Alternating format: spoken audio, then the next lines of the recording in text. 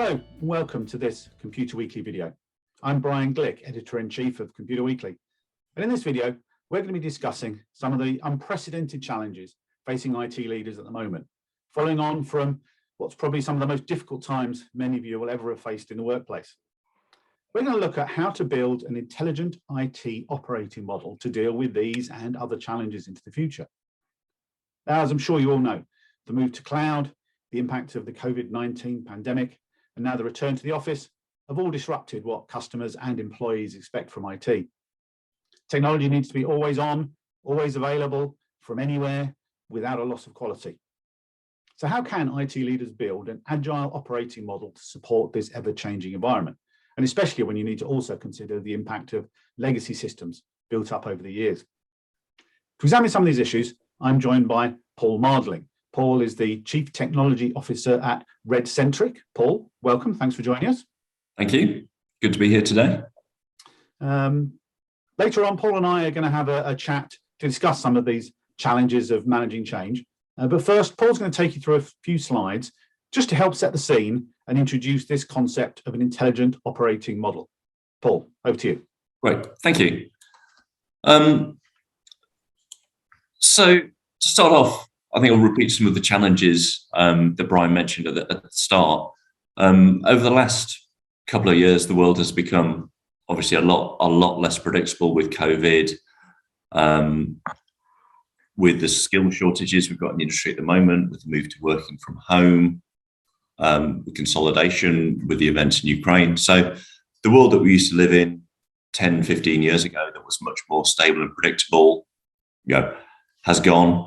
So traditionally, IT has worked in a 3 to 5 year refresh cycle. We've done operating system upgrades, we've done hardware deployments, and then really we've let things sit for 3 to 5 years and then reinitiated another massive project to do the next refresh cycle for the next 3 to 5 years. That worked brilliantly when we had years to plan, but now with COVID, with different lockdowns, with the unpredictability, what used to be a planning cycle of years is now often just a handful of days. So what is an intelligent operating model? What do we need to adapt to really give the value from IT in this new, faster moving world? So an intelligent operating model needs to be adaptable to change. We don't know exactly what the future will hold. It needs to be scalable as demand goes up and down in unpredictable ways. And as part of that, needs to be responsive to the needs of the business, the way businesses operate, going from physical stores to online, working from home. We need to be able to respond to that rapidly and effectively. Moving away from these large refresh cycles. So really the big bang projects need to be part of the past. We need to move to a continual improvement model, making small changes continuously, as opposed to a big leap forward and a stop and a pause. The goal of this is to make the entire business agile. IT is at the core of virtually every industry, every business now. And I think a core function of an intelligent operating model is to enable the entire business to be agile, not just the IT department. So what are the components that we need to put together to make up the intelligent operating model? One of the key components, as everyone in the industry is aware, is cloud. Cloud's no longer new. AWS has been around for 12, 13 years. It's a given. We know that cloud works. We know that we can deploy production workloads securely to it. But cloud isn't the panacea. It doesn't solve every problem we have. And it is continuously evolving as well. So moving to cloud, again, isn't a big bang and stop. It is part of the continual evolution of IT. In order to get the most from cloud, you need a systematic program. It isn't just, again, a single leap forward. It's the beginning of a journey. One of the big challenges cloud brings is the switch from CapEx to OpEx. So traditionally with the big bang approach, we go to the CFO, ask for a big budget, buy a large amount of hardware, which would sit as an asset on the books. We would then sweat that asset for 3, 5, 7, 8 years, and then go back to the CFO and ask for the next tranche of cash for the next hardware upgrade. From a CFO's perspective, the hardware was great. It was a big asset that sat on the books, increased the company value. The new model with cloud being driven by OpEx, there is no asset. There is a constant drain of cash. Not every CFO is happy with that. So one of the big challenges we have as IT leadership actually is taking the CFO and the finance team on the journey that it will be different, to give them the agility they require, actually has implications that go into the finance team. A key part of building an intelligent operating model is building what I would call the digital backbone. Businesses tend to have a set of core systems: your CRM, your ERP, your ITSM, your reporting system. What you need to do as an IT leader really is pull together what are your backbone systems. They're going to be where your core investment goes. They are not the whole business. So different divisions, different parts of the business may need their own systems. The core of the digital backbone is that other systems should integrate, and that you have the proper flow of data going through the business, that there is an API strategy. So where departments and groups need to integrate, you've got the APIs present and you have that clear data flow through the business. There's also the employee side of the question. The workplace has changed considerably for most people. We've moved from desktops to laptops. Flexible working is effectively here to stay. So most companies over the last 2 years have had to move to home working as a primary. That isn't going away as people come back to the office. We've had the Great Resignation. We've had the beginnings of the drift back in, but certainly RedCentric as a company, with adopting flexible working, people are distributed. Many people have moved their location during the pandemic. People aren't necessarily close to the office. People have found that actually the 2 hours a day you get back through not commuting are productive. And moving into that flexible pattern means that some people will be in the office to collaborate, some will be remote. So actually, one of the key pieces of investment in the workplace now is in the video conferencing equipment, making sure that you've got effective meeting rooms that allow to bridge between people at home, people remote, and people in the office. That is also really changing the way the office operates. The office is no longer effectively the old pen model where people just come in, that's their space to work, head down.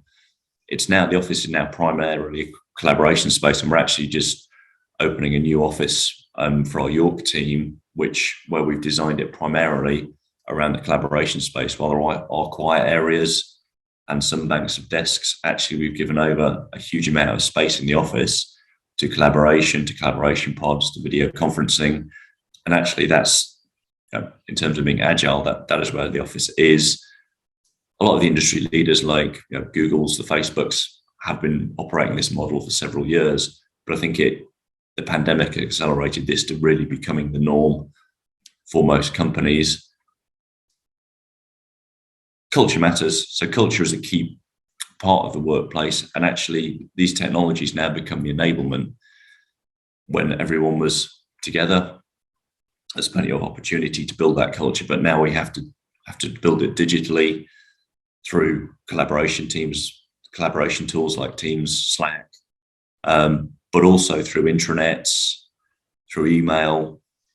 Really, the whole communication backbone of the company now is digital, because the physical presence is no longer a given.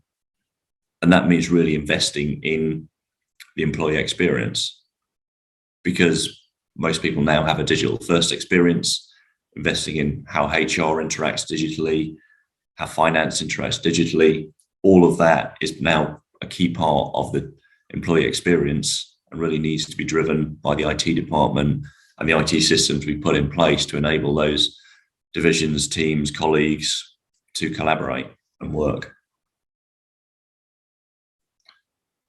Another key part of the intelligent operating model really is partnerships. That none of us can do everything. Very few of us have the luxury of hundreds of people. It's the need to focus on, what business are you in? What is the core of the business? Where can IT, directly add value, and where not? What are the right partners to outsource? Where does it not make sense to invest in people for projects for the short term? So key part of this is really picking the partners that make a difference. So the traditional large outsource model will fit some people. Find a single partner who can do everything. But also for some companies, you need niche specialists, startups, small companies that have got smarts that will give you the competitive advantage over your competitors. So there's a real partnership management is a real key piece to this. It gives agility because if a partner doesn't work out, there is always the ability to change partners, to find new partners, to expand. But equally, you need core partners that you can trust and rely on, that are with you on the journey throughout.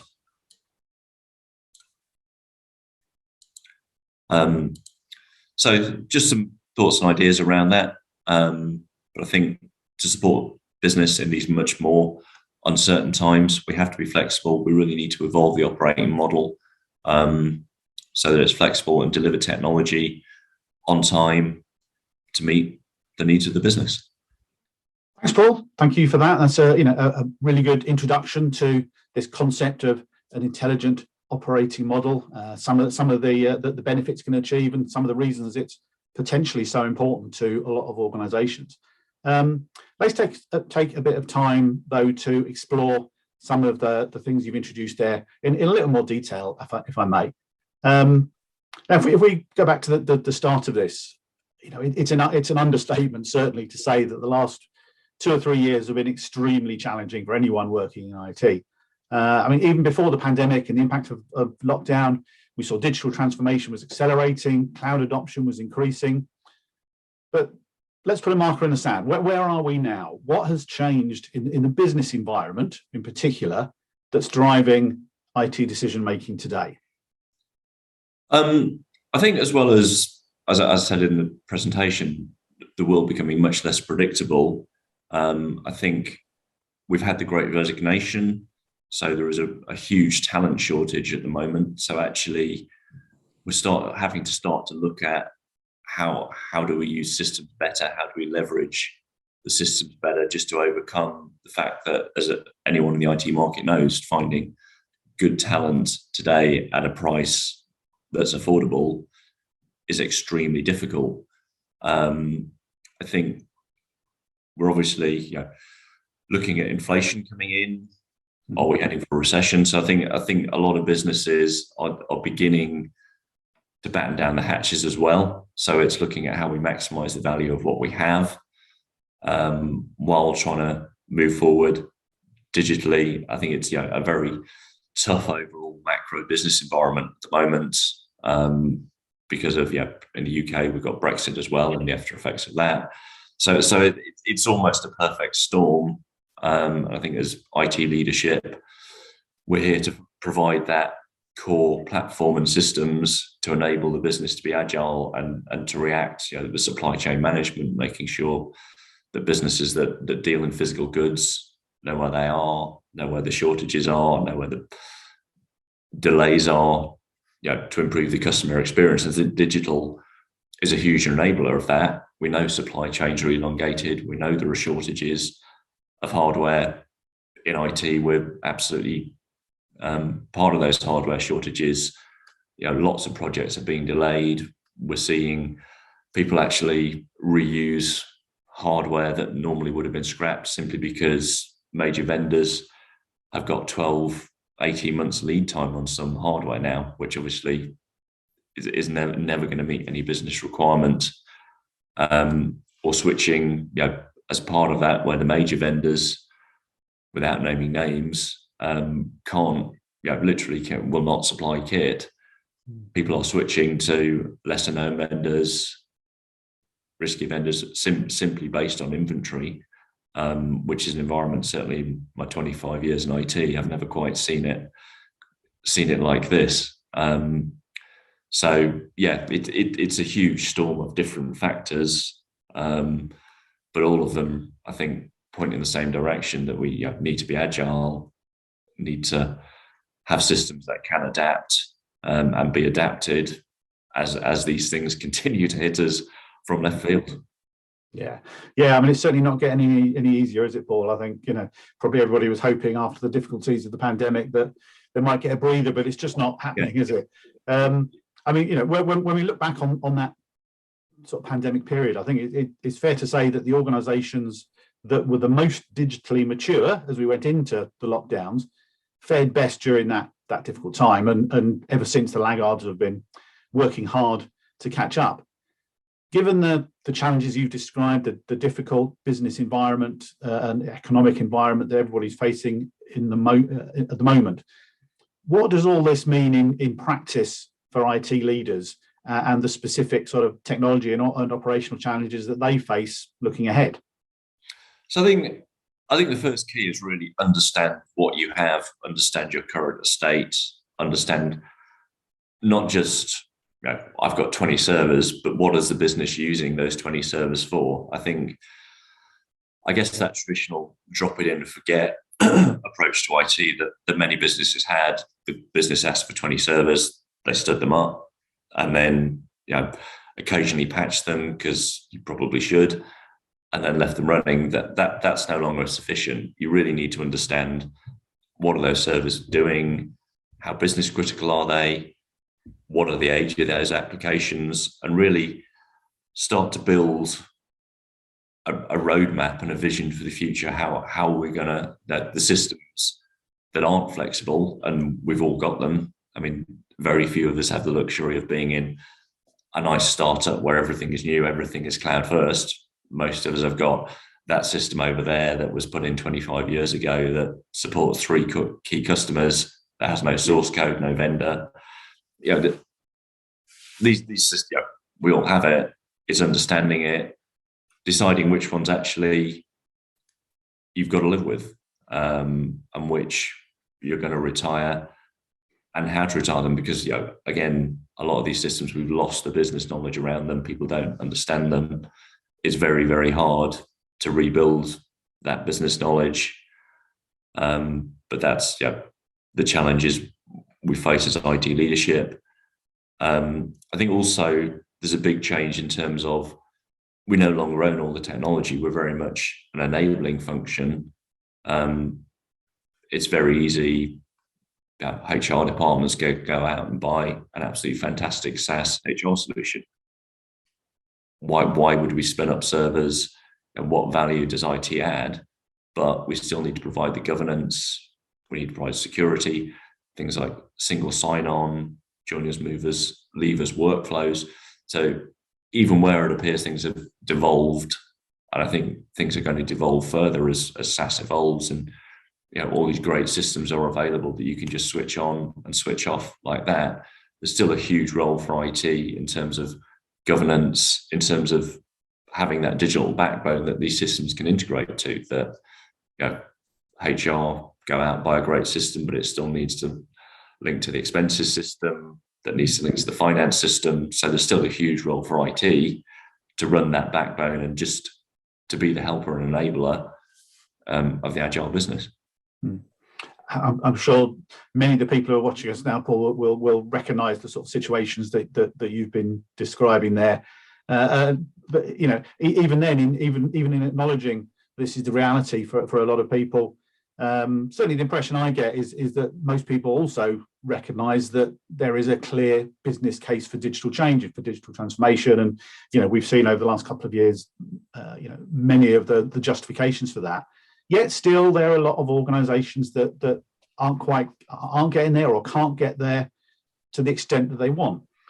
in your experience, what are the biggest factors that are holding organizations back or preventing them from really making this sort of transformation? I think it goes back to the point I just made on the legacy systems. So many businesses are encumbered. There is a decision point, I think, where you actually have to go that actually I can't evolve this anymore. I have to do a big business process re-engineer. They are extremely difficult and extremely risky and dangerous.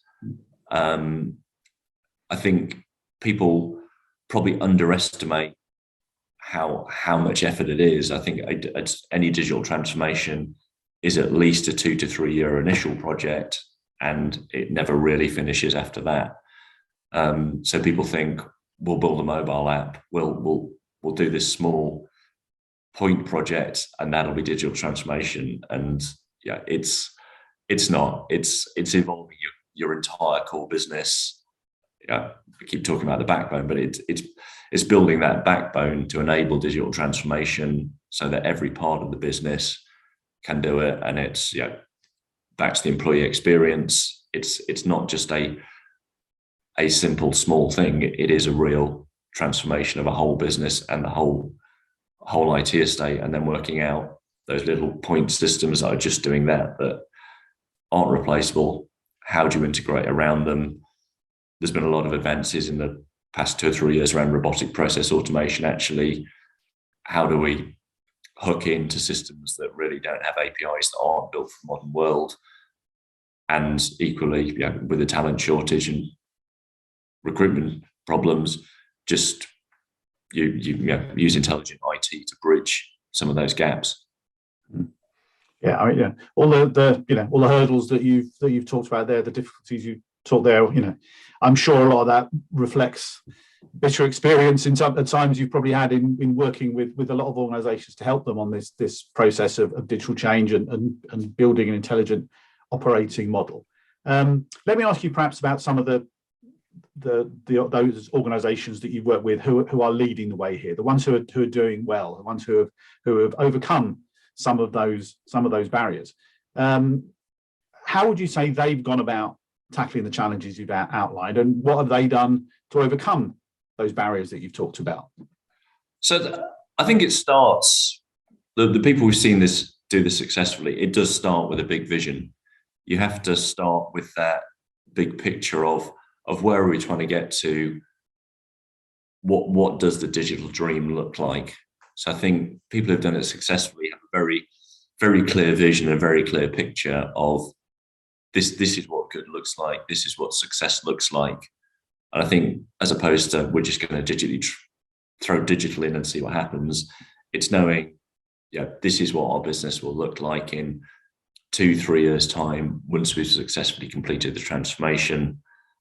So I think having that vision and measure of good, equally, it's then breaking that, understanding where you are and breaking down the roadmap to that vision into small chunks. And I think a lot of this comes from the lean movements and the agile movements.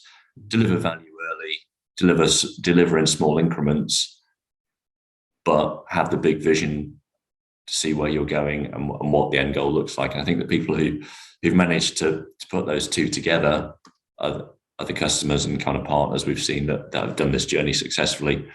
Those who've tried to do an absolute big bang of leaving everything in place and do everything at once have tended to run into a lot of problems. Equally, those without the vision have done lots of great small pieces, but haven't really seen any transformation. Yeah, it's interesting listening to what you're saying there. Obviously the importance of a vision of having an overall driving goal of what you're getting to. But you also talk quite often there about having a roadmap. Let's just explore that a little bit if we can. A lot of organisations have set out on this sort of journey. Perhaps they haven't had quite such a clear vision. You talked earlier on, it means different things to different people. For some people, it's about mobile apps. For some people, it's about customer experience. For others, it's all of those things. Can you sort of plot some points along that roadmap for us that might give some pointers to people watching now so they can sort of benchmark where they are along that roadmap that will help give them an idea of what they should do next to get to the next stage? Yeah, so I think it goes back, understand your core systems, understand what you have. I think don't be afraid to copy. So, go out, look at what others in your industry are doing, get out to industry conferences, read, and don't, if someone looks to be doing what you want to do and is doing it well, just use it as a blueprint and don't be afraid of that. Not everything has to be original, not everything has to be different. So don't be afraid of that. And then really it's going, understanding the business context you're in, understand your business, and just look at what would add the most value. And that will vary by your business. Is reducing cost what's important? As you say, is it customer experience? Is it just straight revenue growth? Is it just driving more sales through the door? Or actually, can you derive a genuine technical advantage? Is this something you can put in place, having done your research, having looked at what everyone else is doing? Have you got an insight? Have you got something that will give you a genuine technical advantage, either in your products or actually just accelerating that customer experience, having a different way of transacting, a different way of interacting with the customers? You make a really good point in there about the importance of learning from the experiences of other organizations, particularly other organizations similar to your own, who have been down this path or are perhaps further down this path. If you're an IT leader who's looking to make progress in that way, obviously one of the most important things that you can learn is what are the benefits that some of those organizations who are further down that roadmap are achieving? Because that's so important for other organizations when it comes to building their own business case, understanding what are the metrics they should focus on in order to help justify the spending and the effort that goes into this sort of transformation. So what would you say, Paul, from those early adopters that you work with? What are the key benefits that those organizations are achieving, the sort of things that somebody else could hook onto to help build their own business case? Yes, so I think one of the biggest benefits is probably one of the hardest to measure. It's what I would just term as the "it just works" factor. That people who've done it successfully have removed a lot of friction from their business. So rather than, I've got to go and get, put a log a request, I've got to do this, I've got to do that. A lot of process, people who've done it successfully, a lot of what were, I guess, explicit processes become implicit in the systems. So a lot of friction is removed from processes, from interactions. So the biggest benefit in a lot of ways is that lack of friction, that lack of kind of impedance mismatch and gates and hurdles to get things done. Another great benefit that people see is scalability. Obviously, a lot of that comes from cloud, but it's when demand rises, you can just scale up, turn on more infrastructure, more servers. Equally, with things like Google Docs, Office 365, even employees, it's relatively easy now to onboard new employees. And we see this with customers who've got seasonal workforces.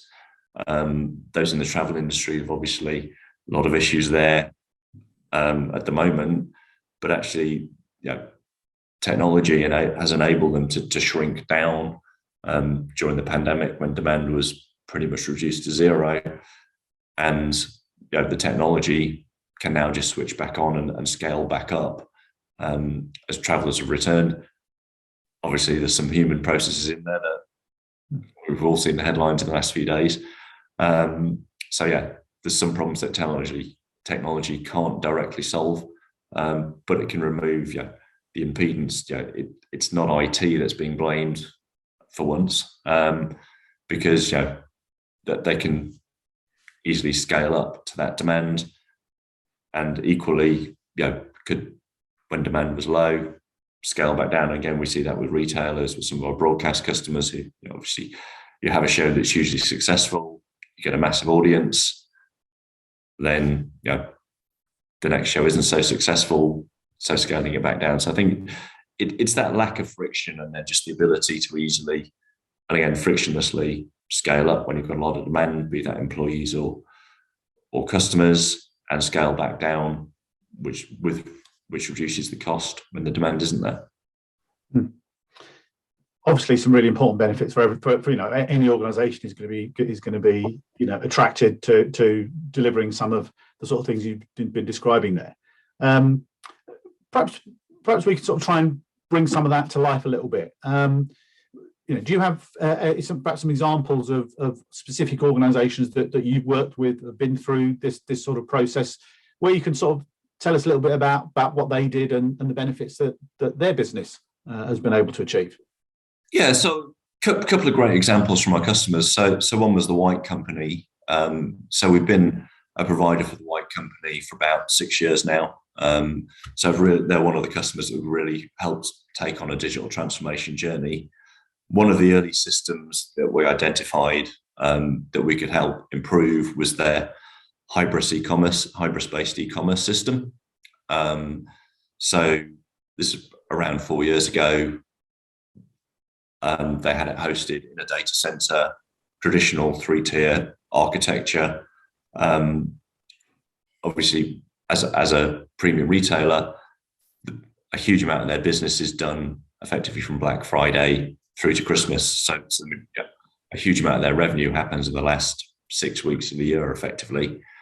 They were hitting scalability issues. So when peak traffic arrived, they were effectively having to turn customers away, which translates directly to revenue. So we took that system, moved it into cloud, built scalability into it, so it was easy to scale it up for peak season, and then to scale it back down. And we ran a couple of successful Christmas periods through that, which was great. Then obviously a couple of years ago in February, the pandemic hit.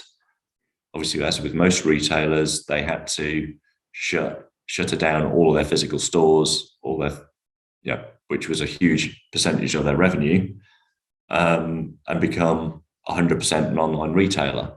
And because of the work we'd done on the scalability around Christmas and Black Friday, they were able to move to 100% online completely seamlessly.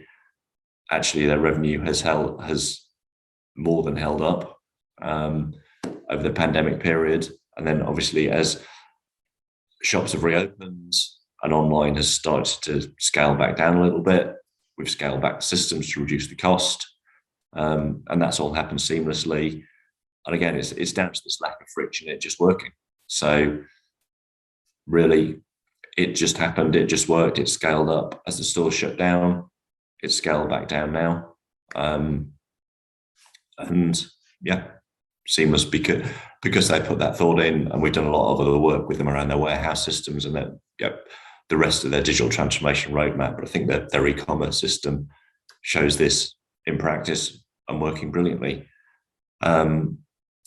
Another great one is Heathrow Airport. So Heathrow Airport's travel system, similar story in that it was a bespoke system that we had built for Heathrow around 10 years ago as a software system. It just started to get towards the end of its life. It was becoming increasingly difficult to maintain, as software systems do.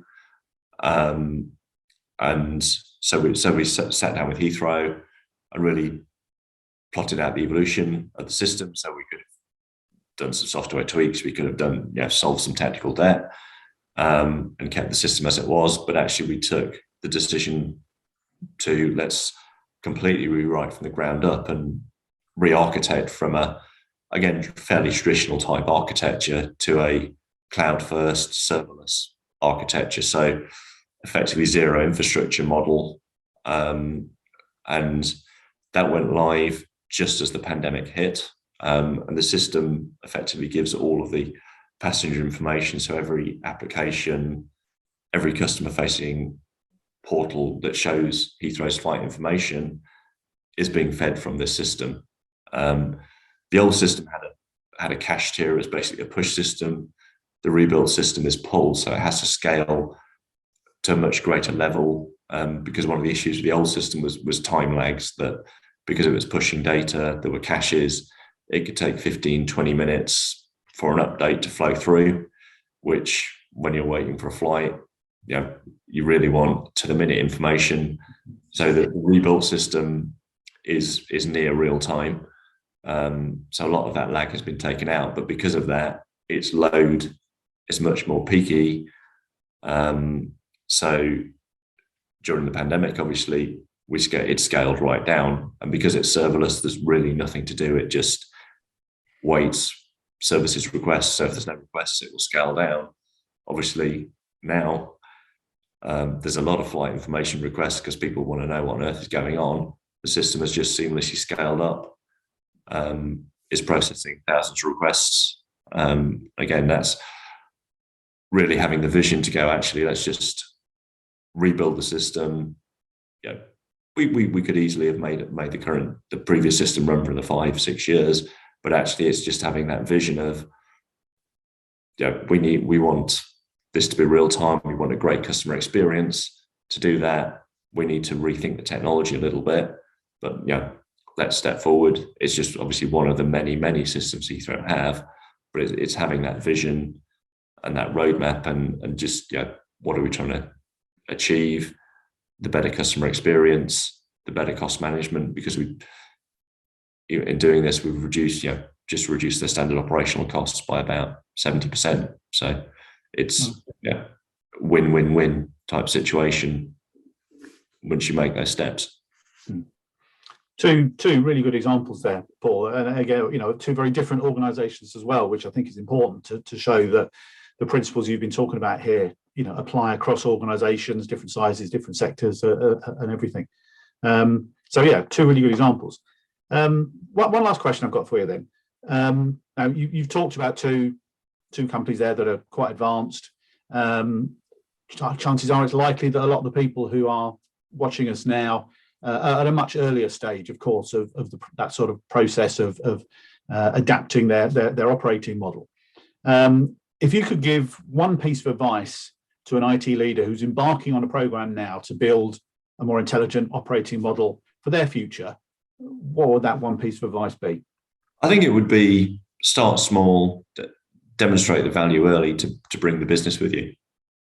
I think you've got, as I said earlier, you have to have the big vision, but ultimately, if you're beginning, start small, do something bite-sized, demonstrate the value, and then take the next step. That sounds like very good advice to me. Paul Mardling from RedCentric, thank you ever so much for joining us today to come and talk about some of your experiences working with organisations and helping them to build an intelligent operating model for their IT systems. That's all we've got time for in this video now. I hope you've been able to take away some useful bits of information, some hints and tips, maybe spring a few ideas that might be able to help you continue down this process of building an intelligent operating model and your digital transformation. Thanks very much for watching. Bye-bye.